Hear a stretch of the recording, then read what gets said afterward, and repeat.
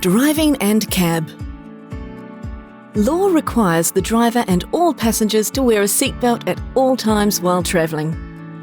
The camper is longer and higher than a standard car, so please be aware of the bigger dimensions and weight when driving. Remember to allow extra space when turning. On the windscreen there are stickers that remind you of the camper height, length and maximum speed allowed when driving. Make sure you are aware of the height of your camper and avoid any low clearance bridges, car parks and gantries. When you open the passenger side door, you will have access to refill your fuel tank. Make sure you use the correct fuel. This vehicle runs off diesel. Some vehicles have a keyless ignition start. Ensure the keys are close to the ignition start. To start the engine, put your foot on the brake and press the start button. To turn the engine off, press the start button again. With a keyless ignition vehicle, the gear shift is on the right of the steering wheel. Pull the arm down to engage drive. The middle position is neutral and the upper position is reverse. To put the vehicle in park, push the button at the end of the gear shift lever. The handbrake will either be a standard push down or a push button. If it has a push button, it is located here. To release the handbrake, lift the button towards you. To engage the handbrake, push the button. The red P light will illuminate on the dash when the handbrake is engaged. Next to the handbrake is the headlight control. To the left side of the steering wheel is the windscreen wiper and indicator arm. If the key is like this, you have a key start ignition.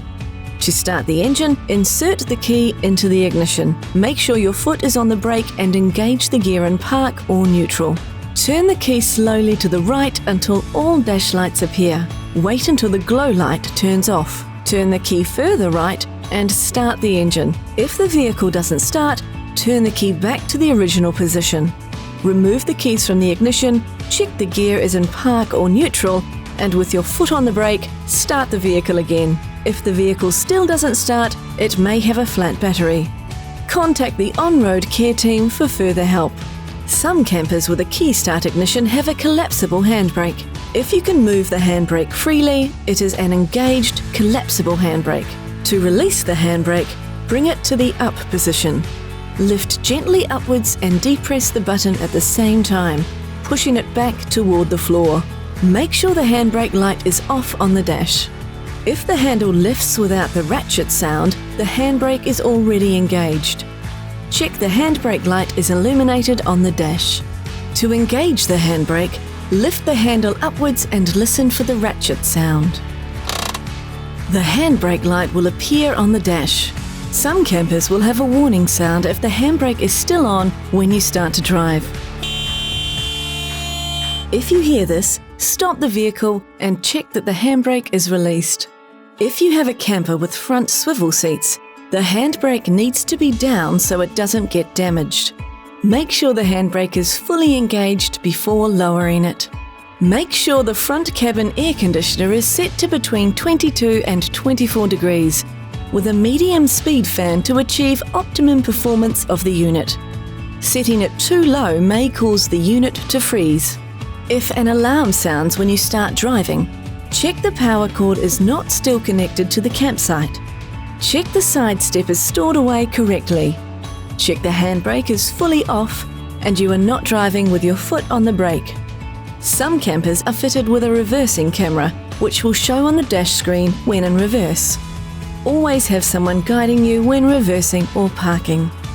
If the camper is fitted with the THL Road Trip Dash, you can connect your smartphone to it via Bluetooth and access your phone calls and music. This screen also features GPS navigation to help you get around with ease. Don't forget to take regular rest breaks. We don't recommend driving at dusk or night. Always remember to have your keys with you when you are outside the camper. On the front key tag are the camper details, and on the back is the phone number for the on-road care team. Available 24 hours a day, 7 days a week, they are there if you experience any issues with your vehicle, whether it's mechanical or house related.